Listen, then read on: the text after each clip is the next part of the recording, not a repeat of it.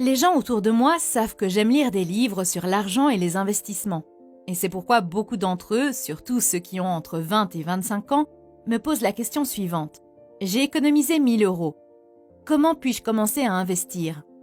Je leur conseille toujours d'investir d'abord sur eux-mêmes et de lire quelques livres sur l'argent et les investissements avant d'investir dans quoi que ce soit. Malheureusement, lorsqu'ils entendent ma réponse, je constate toujours leur déception. Peut-être êtes-vous également déçu et voulez-vous arrêter de regarder la vidéo, mais si vous êtes toujours là, laissez-moi vous expliquer les deux principales raisons qui motivent mon conseil.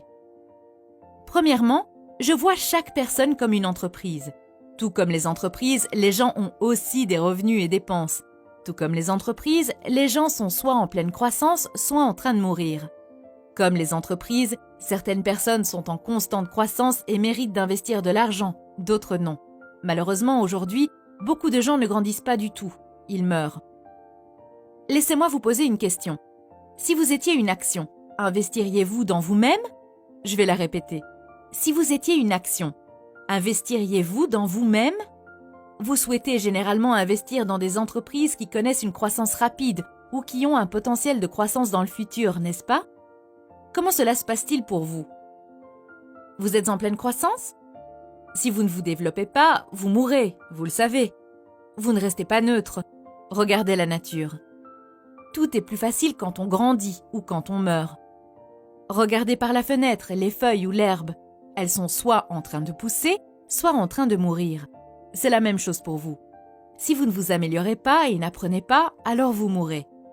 Si je viens vous voir maintenant et que je vous offre 100 000 euros pour 2% de vos actions, me les vendriez-vous?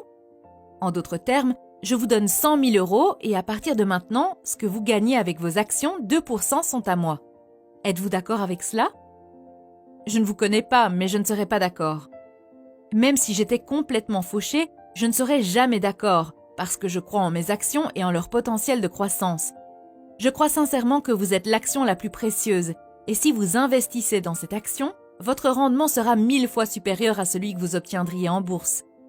Surtout si vous êtes jeune et que vous avez un peu d'argent, vous devriez l'investir pour vous-même, c'est-à-dire pour vos propres actions. Une autre raison de conseiller de lire d'abord est qu'aujourd'hui, la plupart des connaissances que les gens ont sur l'argent et les investissements sont déjà anciennes. Même les personnes que vous appelez experts ne vous donnent pas d'informations à jour.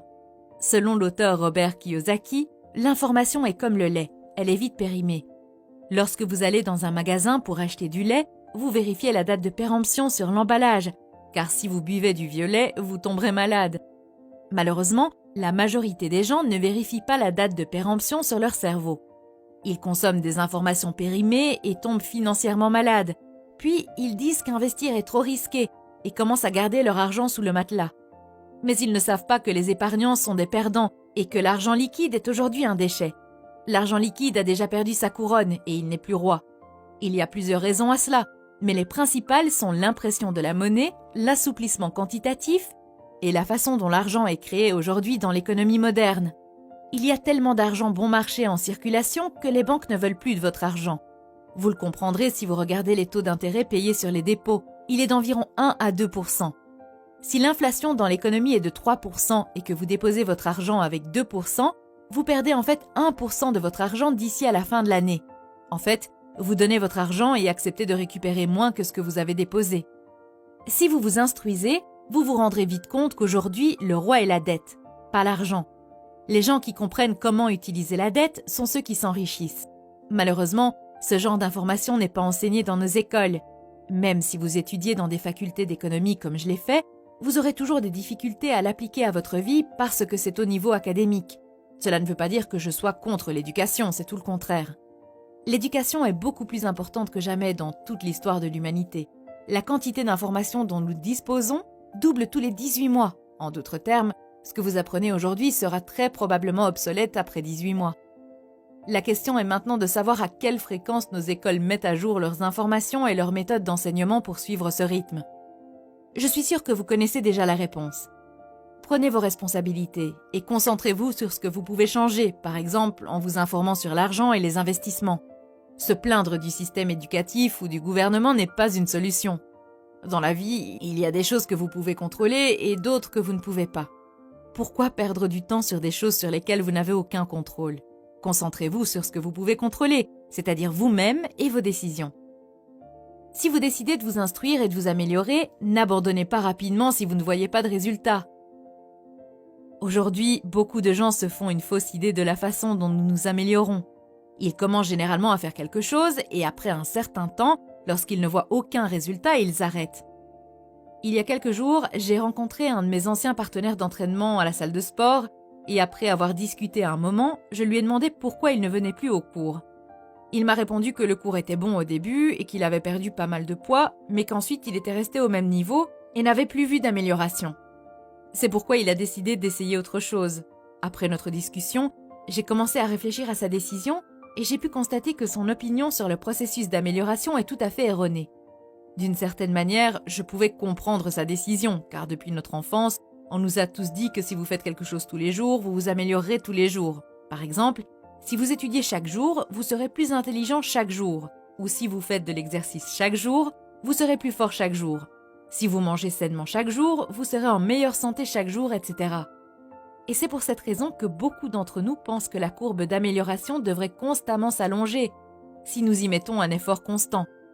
Mais en réalité, indépendamment de ce que vous faites, votre courbe d'amélioration ne ressemblera jamais à cela. En réalité, elle ressemble à quelque chose comme ça. Quel que soit l'objectif que vous essayez d'atteindre, la majeure partie de votre parcours sera passée sur cette ligne plate et vous ne verrez aucune amélioration. Après un voyage assez long et plat, vous verrez un petit pic et vous recommencerez un nouveau voyage plat à un niveau supérieur. Vous passerez près de 95% de votre temps sur ces lignes plates. C'est la partie du voyage que la plupart des gens quittent parce qu'ils ne voient pas de résultats et commencent à croire que leur technique est mauvaise ou qu'ils font quelque chose de mal. Mais en réalité, la seule chose qui ne va pas est leur mauvaise compréhension du processus d'amélioration. Donc, quel que soit l'objectif que vous essayez d'atteindre en ce moment, n'abandonnez pas si vous vous sentez coincé au même endroit.